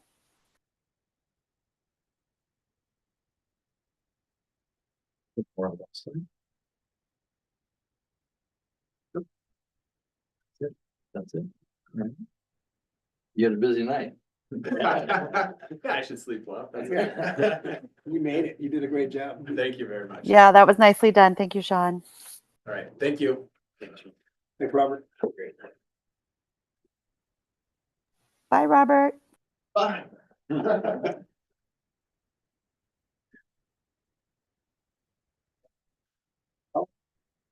No more Sean, so we'll move on. You can believe it. We'll fly now. Oh. Just kidding. We'll move on to some new business. First review, Whatcom County Capital Project contract. This is from Whatcom County. A year and a half ago, we applied for funding to be able to stand up an early learning center. And the first award we received was from Whatcom County, and it was their ARPA dollars. And the county had not put forward a contract because they were still trying to manage where their funding was going to go. And if you remember, ARPA dollars were limited to December of 2024. So what they did is they reallocated some of their funding that they already had and used that funding for some of their first responders. So then they formalized a contract, and we've spent about 2 months back and forth with our legal team to make sure that it fits what we're looking for. So it's a unique situation to receive funding from a county for a building that will house a contractor to serve children. So there are a lot of pieces to it. Some pieces around, a commitment to make sure that this stays a childcare center for at least 10 years. But if you remember, we had the board sign a resolution to make it be a childcare center for 20 years. So there are pieces in here that are mutually beneficial. But it is a first reading, so I do want people to take a look at it. But we have had our legal go through it, and I didn't bring it to the board until after we went through that process. So this is a first reading. Great. Any questions? Shell? I will write my questions and submit. Thank you. Okay. First review of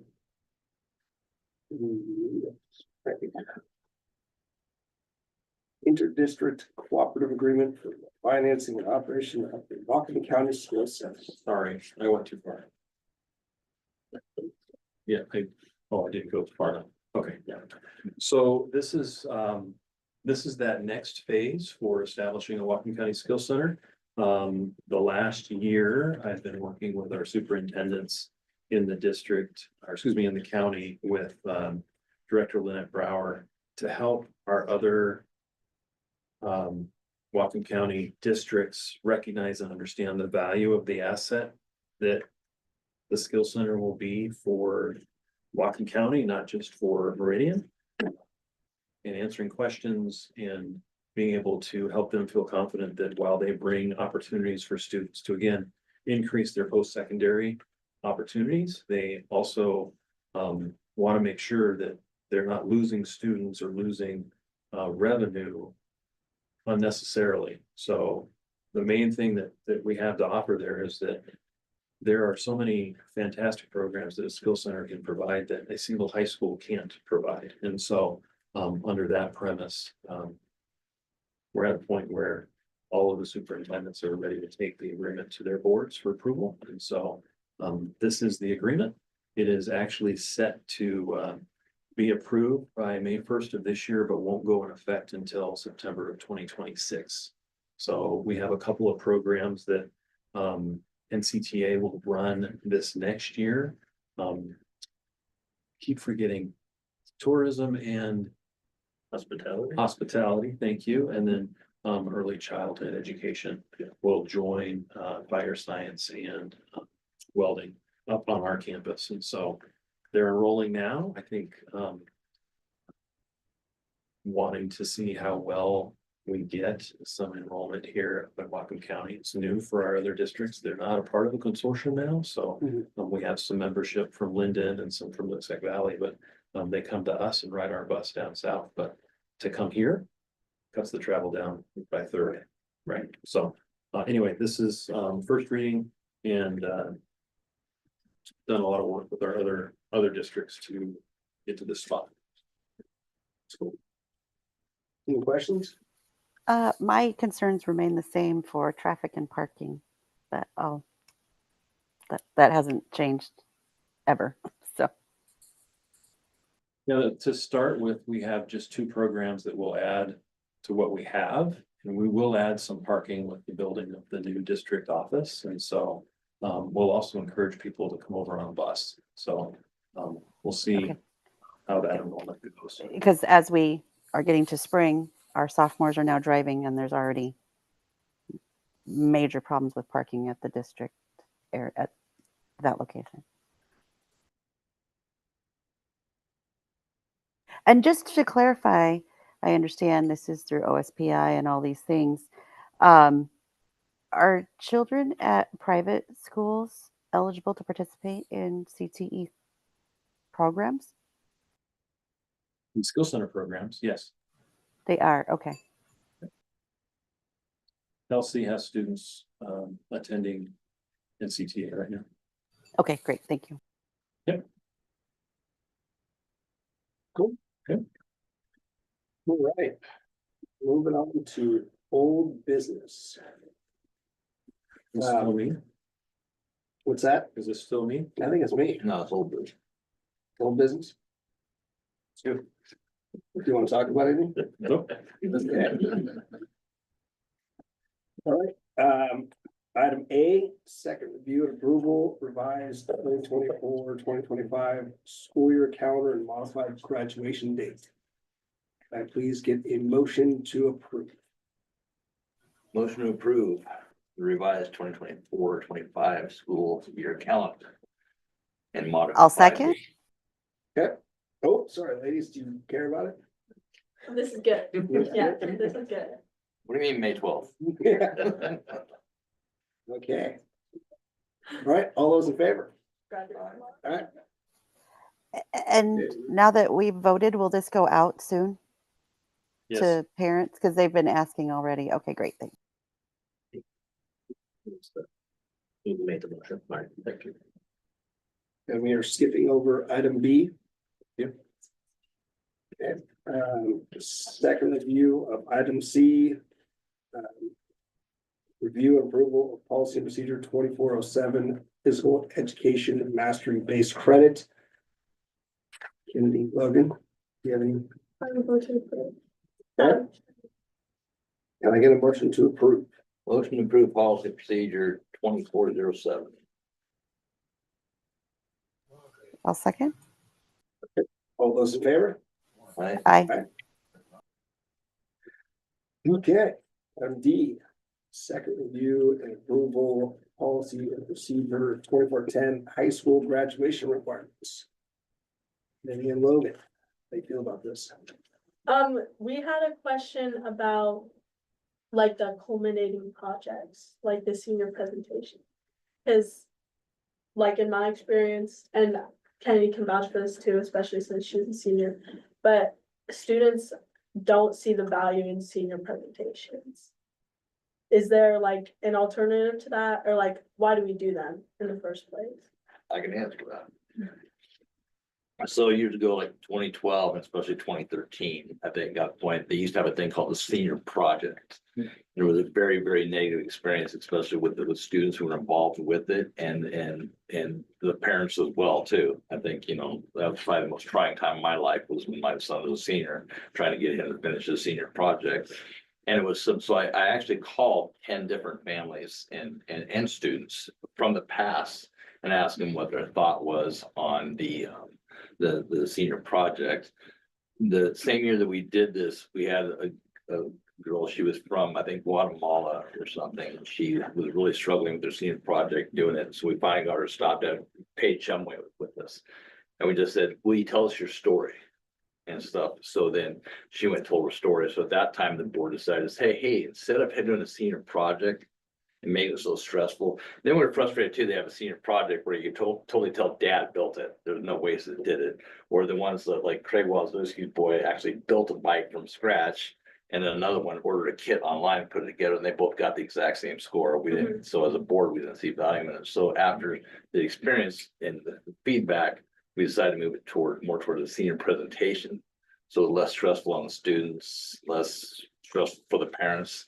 And so then at that point, then we thought there was just less pressure on the students as far as meeting the timelines to get it done. So that's why now, if you don't find, to your point, if you don't find value in it, that's, I guess that's some feedback we need to use too, but that's how we got to that point. So because all 10 that I called said they'd like, no, it was a negative experience. So.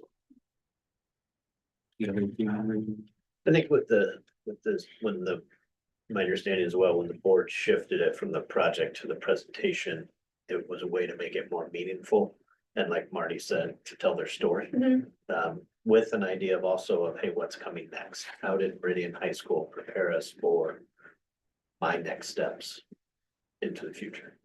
And I actually think that's something to talk with Mr. It's too bad he's not here with Mr. Doffing and Mr. Kratzik, because as we start the new high school and beyond process, there's a lot that the presentation looks at what you've done the last 4 years. And I know there's an interest, but he would know better where they're gonna go with it. There's an interest in having it actually be a springboard to where you're gonna go. What interests you? What certifications have you gotten? What experiences have you done? Where, so I think that there's also some interest in not having it be what it's been. And we found as panelists, it was more interesting to hear about the student as far as who they are and what they've done or their presentation. Not that, hey, look how I put the bike together from Costco, you hear so many, I mean, I know where you're at now, but over the years, we just heard so many just unique stories through the presentation that I think the community found more value in it, maybe not the student like you're talking about.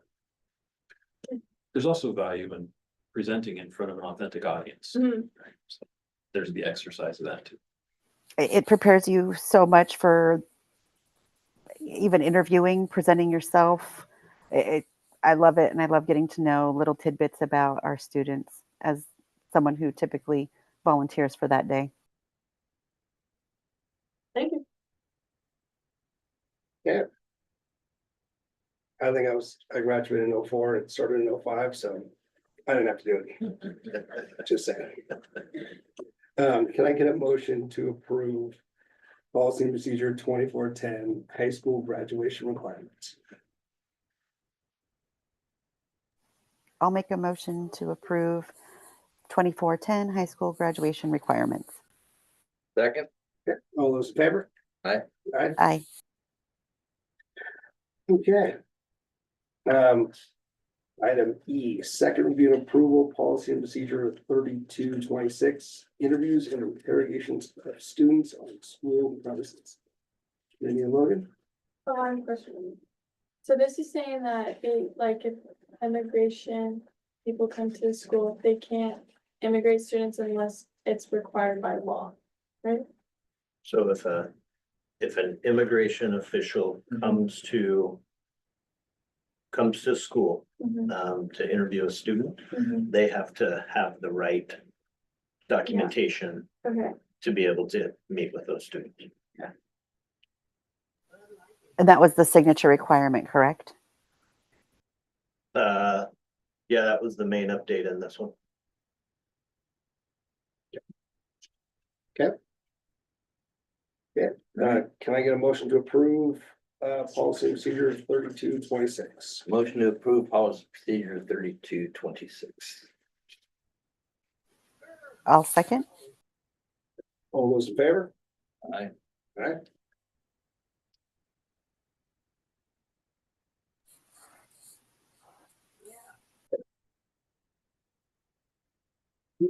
Second review and approval, item F, policy and procedure 4300, limiting immigration enforcement in schools. Danny Logan? So this is also saying, like, if somebody was like they couldn't be school's like a safe zone, and then government officials can't come to the school and take someone up, right? Yes, prior to the updated federal guidance, schools, hospitals, and churches were what I'll call them safe zones. Yeah. Where immigration officers were not either were not allowed or chose not to. The recent federal guidelines changes that. And it just says that those schools, hospitals are no longer those safe zones. But that's the change in this, is before it used to say the district follows the guidance of these being safe. And now that's gone away. So now we're encouraging them to still follow that. But the procedure hasn't really changed. I see. But immigration officers still need the correct documentation. It's, when we talked about last, recommended to find a different way to contact that student. Yeah. If they have the proper information, proper paperwork, and there is a situation that needs to be addressed, they have to have all that information. And then, from what I understand, James or somebody that's qualified has to be there to review that paperwork before they get to come and set. Correct, Adrian? Yes, yes. You're shaking your head, yes, I like it. Okay, well, can I get a motion to approve policy and procedure 4300? Motion to approve policy and procedure 4300. I'll second. Yeah, all those in favor? Right. Aye. Okay. Next one, G. Second review and approval of policy 4310, district relationships with law enforcement and other government agencies. Anything, London, do you have any questions? Okay. Martin? Michelle? I'm just confirming that this is still the sensitive location rewording, and that all of this has been approved from federal and state conflicts by our legal attorneys. By our attorneys. Okay. Our legal attorney advised us. Okay. I'll make a motion to approve 4310 district relationships with law enforcement and other government agencies. Second it. Yeah. All those in favor? Aye. Aye. And as a parent, child who had to actually go through this, I thought it was handled very professional. Right. All right. Superintendent's report. Here we are. So what happened in the 3 weeks. time I was away? So,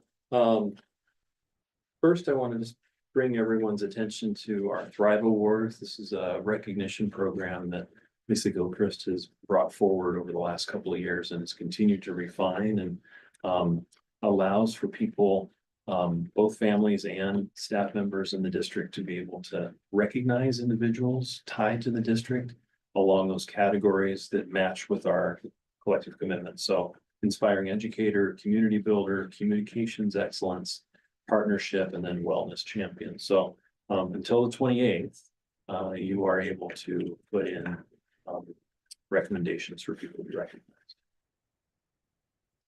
I want to thank the board for the ability to be present at a few of the different organizations that I support on behalf of the district, and we receive quite a bit of information and guidance and support. And one of those is the Northwest Council for Computer Education. This is the biggest educational technology conference in the Northwest. And so we have 850 participants from Alaska, Oregon, Idaho, Montana, and Washington. And then we had people from Connecticut and Florida and other places from afar. This year, as you'll hear a little bit more, just a lot of emphasis on AI. We've reconnected with colleague AI, Dr. Min Sun. Actually met with her in Seattle when this was going on, and talking about how there really are very few districts who are way out in front, and there are some dangers to being way out in front on AI, and thinking about how we collectively implement AI in a district setting when we have a lot of things that we have to consider around implementation, limits, legal, student privacy, things of that nature. So it feels slow, but it's not bad. It's good. And so we're continuing to work through that process. Several good days of learning, lots of sessions. So that was in Seattle, and quite a good conference for us to have participation in. James, was this only for superintendents, or who was the typical attendee? Did anyone bring actual IT or teach computer education teachers? We didn't have any this year. We have had in the past. So this year we didn't have anybody attend. And so some of that may have been consideration of cost. Some of that may have been consideration of just the timing of when it occurred. But the target audience, decision makers and teachers, folks who are on the ground working with students. And the whole premise on educational technology is you're not teaching content for how the tool works. You're using the tool to teach concepts and help solidify learning and impact the effectiveness of your teaching. So it's a tool as opposed to I'm going to teach you how to drop down menus go. No, exactly. But I was just wondering why we didn't have someone with like on the ground. I'm just wondering why they didn't attend as well.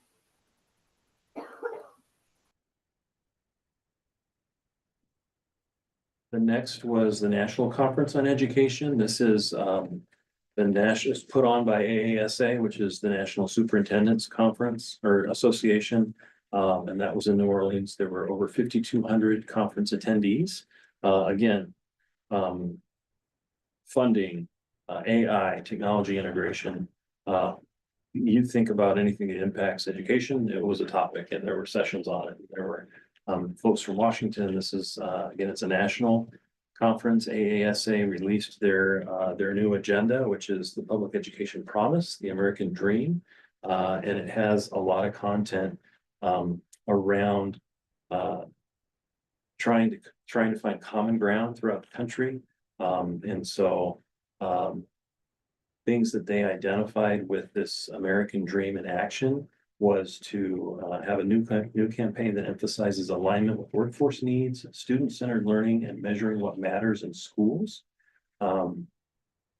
Items that they focused on in the new agenda is emphasizing student-centered learning, recognizing that students come to learning from different places. One size does not fit all. Teaching the new basics, which would be skills like how to use artificial intelligence and to keep up with evolving workforce needs. Recruiting and retaining the best employees. And you've heard me talk about the leadership pipeline and teacher pipeline is a problem. Building strong family and community partnerships, and then collecting and reporting indicators of student achievement that go beyond just your 1 year end of the year test score, right? That's the reference to measure what matters. When I think about what they've put into the American Dream in action, what we're doing around early childhood learning, what we're doing around the Skill Center, and what we're doing with the, we're part of that first group that's implementing the High School Beyond plan, that's looking at the partnerships that we have, like limitless learning and the things that Sean talked about with dual credit. We're really positioning our kids well to take advantage of some of the things that they're talking about here. So it was affirming. I'm pleased with that. They also made some changes to their platform. Part of my role being on the governing body is that we approve or actually modify some of the language. And one of the things they did is removed references to COVID. It's not present right now nationally. And so those were taken out of the bylaws, and then also shifting beginning emphasis on early childhood learning at age 3. They actually shifted that to birth. There was some examination of the impact on the dismantling of the Department of Education and funding needed for students across the country. And I was expecting there to be a large conversation about that. There wasn't. The leadership said, you know what, it may look different. It may not come across as Title 1, 2, 3, and 4. You might see large block grants going to states and then states having to manage it. So no one really knows, but there was really a lot of let's calm down and not get excited until there's a reason to. Lots of conversation again about developing and supporting the leadership pipeline, and then also career focused K-12. I went to several sessions, a couple school districts in Ohio who've done, I would say they're 3 or 4 years in front of where we want to go. They have elementary programs for students to identify different areas that they might be interested in, where they have people come in and talk about the jobs that they do. And then in middle school, they get to go visit places. Pretty exciting, made some contacts with folks to be able to have some conversations and help move us forward. So that was good. And then this is the governing board, Region 1, and I don't know if you can see it, but the states there are really the West states. And then we actually have in there 5 people from Washington. Ron Banner is in the back. He's the Washington State Superintendent of the Year. And then down at the bottom left is Ryan Noss. He's Oregon's Superintendent of the Year.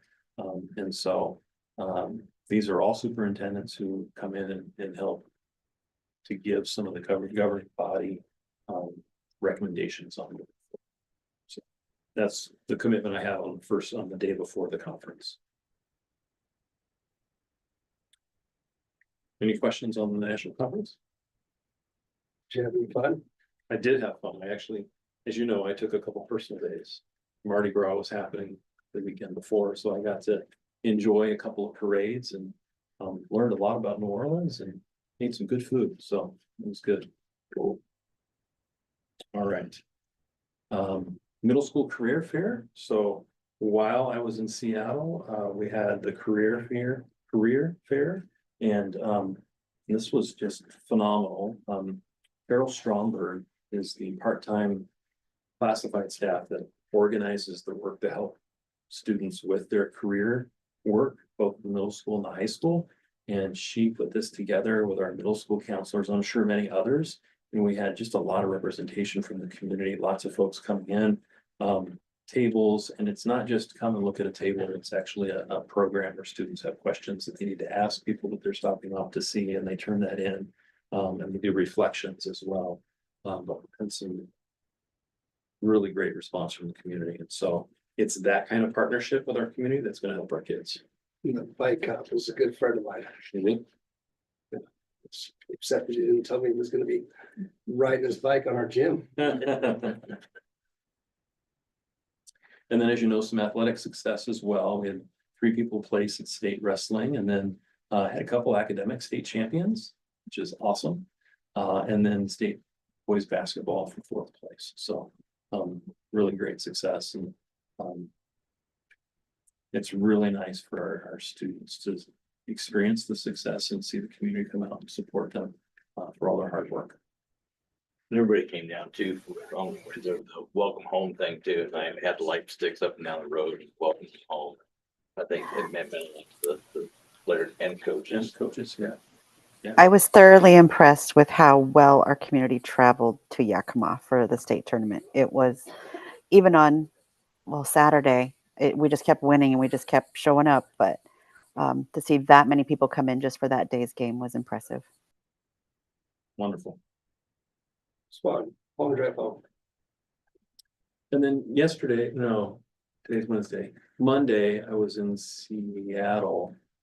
We have a state funding convening, and so about 14 superintendents, and then leadership from University of Washington. Dan Steele leads the legislative group out of WASA, Seattle Times, and there were some other people that came in and spoke. And it's really talking about what we have for funding in the state of Washington is never going to be adequate to teach our kids. We don't have the right model. And so we did some examining of the history of how we've gotten to where we are, and also talked a little bit about needing to continue the message around Big Three. We don't have any illusions that we're going to get everything we need this year, but we need help in one of those three. And then talked about how what we have now, which is called the prototypical school model, it's built on the adults in the system. So when you look at a school system, how many teachers do you have? How many administrators do you have? How many classified staff? And you get funding based on that, which has nothing to do with the needs of your kids. What we need to do, where we're starting to land, is look at changing the model so that we actually get funded by how many students we have, and then how many students have extra needs, whether that be in poverty, or they need supports because of development, or whatever the case may be, or they need support because their first language isn't English. Whatever the case may be, there are categories to fit those and to be funded to meet the needs of the kids that we have in the state. And then you staff appropriately. So, and listening to some experts and people come in from, they've just done this shift in Tennessee. This is not a 1-year thing. It would be something that would happen over 4 to 6 years, but we have to start the conversation and be able to talk about how what we're going through right now is inadequate. And there is talk that if the legislature doesn't fund what we need, we could see another lawsuit like McCleary. The difficulty of that is it took 12 years for that to take place because it kept getting kicked down the road. So, but feel honored to be part of the conversation and be able to advocate for what's going on in Whatcom County and what the needs are for our kids. So, a good exploration. So, Dr. Everett? Yes. With Tennessee being, going a different model, and then you talked about Ohio being 3-4 years ahead of us and some other approaches. Are they already able to see the outcomes, and where we could use those as examples in all of these conversations? A different prototype and. Yeah, so for the prototypical model, or for a resource need based like we have now, we're only one of 6 states. So there have been other states who have been making the shift over time that do have results. They're also not clean models. So some states that have done student need don't pay their staff very well. And so they lose staff because they're not competitive. So it's not all rosy, right? So there are things to consider. Tennessee is just a recent change. Ohio, I know Ohio about 10 years ago really leveraged, the governor made a commitment to including industry in the school system in Ohio. And so I think what I saw in the presentation when I was at the national conference was the result of that work, not necessarily how they're funded, but that they committed to putting money there. Washington State has the most progressive constitution in terms of education. Title IX says it is the paramount duty of the legislature to fund schools first and fund them amply. And in McCleary, they actually defined the definition that ample is better than just meeting the need. And so We have a legislature that doesn't do that. And clearly, we have a lot of needs in the state. But what it says is take care of education first and then take care of the other needs. So I'd be curious to see how that all comes out, because I believe our nationally, I think we rank really high with compensation and not as high with results. So I'm curious to see how this conversation unfolds. agreed. And unfortunately, I think we won't see outcomes until after I'm out of the profession. I mean, it's that the work has to start, right? And not that we're just starting it. There are people before us that have been having conversations to say this isn't quite right, but it's really coming to fruition now. It's pretty glaring. We have so many districts that if they're not in binding conditions, I think 26 other districts are at the precipice of being in binding. That means that they're borrowing money to make payroll, right? So that we shouldn't have districts that are in that kind of situation. So it's the long game, really. But yeah, appreciate that. Again, the big three, and then I can tell you that the transportation funding, those bills have pretty much died. And we have two competing bills, one for special education.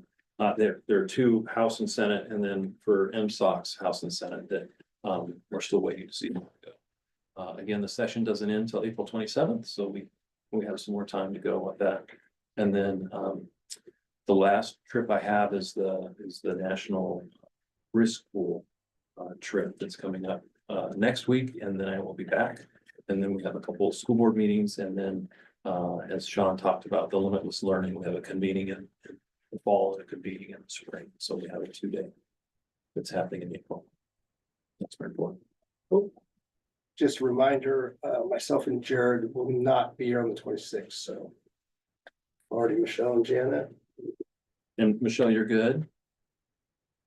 Yep, and thank you for being here tonight, even from afar, so we could have a quorum. Appreciate that. I'm really sorry, and she is coughing up along, so I'm sorry. I'm staying muted as much as I can. No, it's great because we have business to do and really appreciate you being flexible. So thank you. Thank you, Michelle. Do we have any information from student board representatives? Yes, well, I just want to say that I'm doing capital classroom with AP Gov, and we're looking at the special education bill. So it was very cool. We've been advocating for that with like letters from the district. So yeah, Logan and I went to a conference on Friday. It was every school board rep was invited from the ESD. Is that what it's called? Yeah, ESD. So that was really cool. We just got to meet with people like, I know Linden was there and Brindle's there and Oak Harbor and a bunch of other schools. And then like they kind of just talked about like what they're doing at their school. And then also I feel like I got out of it, like me and Logan are doing a pretty good job. Like I was like worried that we weren't doing enough, but it sounds like everyone else is doing an advisory and like having success with that. So it's good to be on like the same track as them. And then like we kind of like define the role as student advisory, or no, student board reps, yeah. And yeah, it was really good. Yeah, and then we also, speaking of student advisory, we have a meeting coming up next Tuesday with just the high school group. And we're gonna talk about wellness.